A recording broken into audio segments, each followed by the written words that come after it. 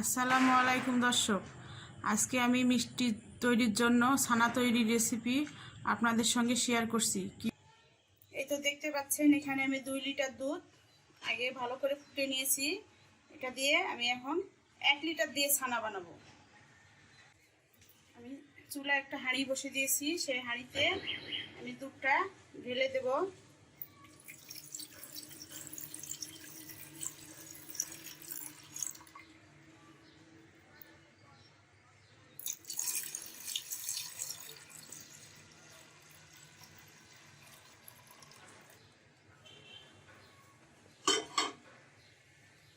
আগে যেহেতু আমার দুধটা ভালো করে ফুটে নেওয়া, দুধটা একটু বলক আসলেই আমি এটা ছানা কাটবো।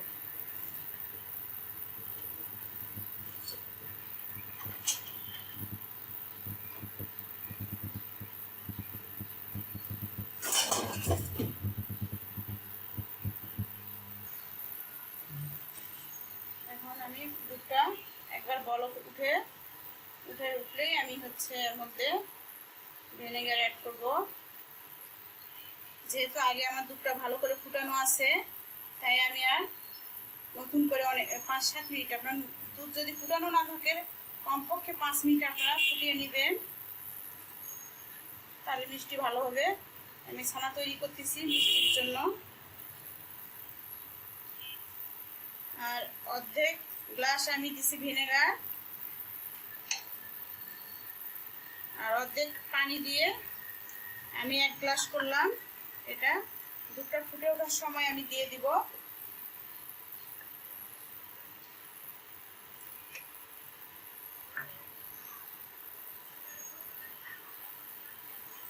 এখন আমি ঘি দিয়ে দিচ্ছি।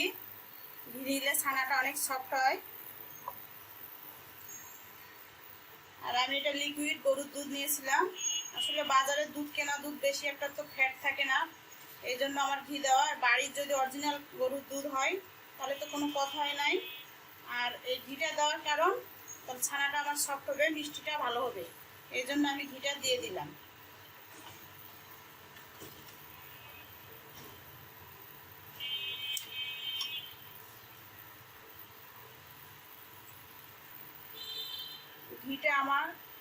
ঘিটা আমার বাসায় নিজে হাতে তৈরি।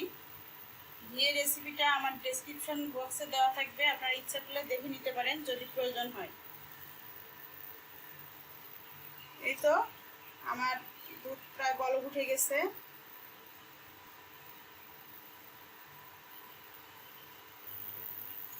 এই তো আমার দুধে বলক চলে আসছে। আমি এখন চুলাটা বন্ধ করে দিব। চুলাটা বন্ধ করছি। এখন আমি একটু পানি দিয়ে দিব, সাদা পানি।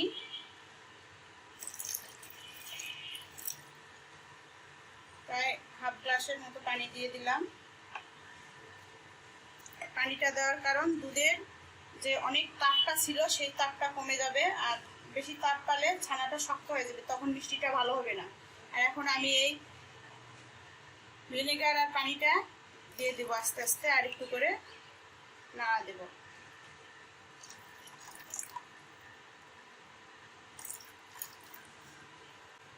এই তো আমার ছানা হয়ে এসেছে। এখন আমি পানি ঝরাবো।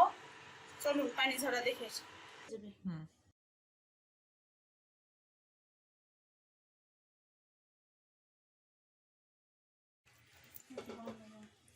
করে ধুয়ে নিচ্ছি। ছানাটা ঠান্ডা হয়ে গেলে শক্ত হওয়ার ভয় থাকে না। এই তো আমার ছানা ধোয়া হয়ে গেছে। আমি এখন ছানাটা বেঁধে 2 ঘন্টার জন্য রেখে দিব।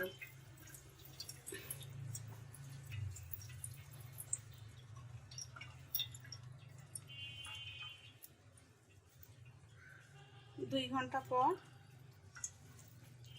আমি এখানে ঝুলে রেখে দিলাম। 2 ঘন্টা পর আমি আপনাদের এটা কি অবস্থা হচ্ছে খুলে দেখাচ্ছি। এই তো দর্শক, আমার ছানা হয়ে গেছে। এই দেখতেই পাচ্ছেন ছানাটা কত সফট। এটা মিষ্টির জন্য পারফেক্ট একটা ছানা। এইভাবে আপনারাও তৈরি করবেন, দেখবেন অবশ্যই ভালো হবে। আর এখন যে করোনা সিচুয়েশন, বাইরের তো খাবার খাওয়া যাবে না, দই মিষ্টি এগুলো বাসায় অন্তত তৈরি করে খাওয়া উচিত। তাই আমি চেষ্টা করতেছি যে আপনাদের সঙ্গে একটু শেয়ার করি। এই যে আমার 1 কেজি দুধে এইটুকু ছানা হয়েছে 1 কাপ, এটা দিয়ে আমি মিষ্টি বানাবো। আচ্ছা দর্শক, আজকে যদি আমার এই ছানা রেসিপি আপনাদের ভালো লাগে অবশ্যই একটা লাইক, কমেন্ট, শেয়ার করবেন এবং আমার চ্যানেলটা সাবস্ক্রাইব করবেন, আমার পাশে থাকবেন। আসসালামু আলাইকুম, ঈদ মুবারক সবাইকে।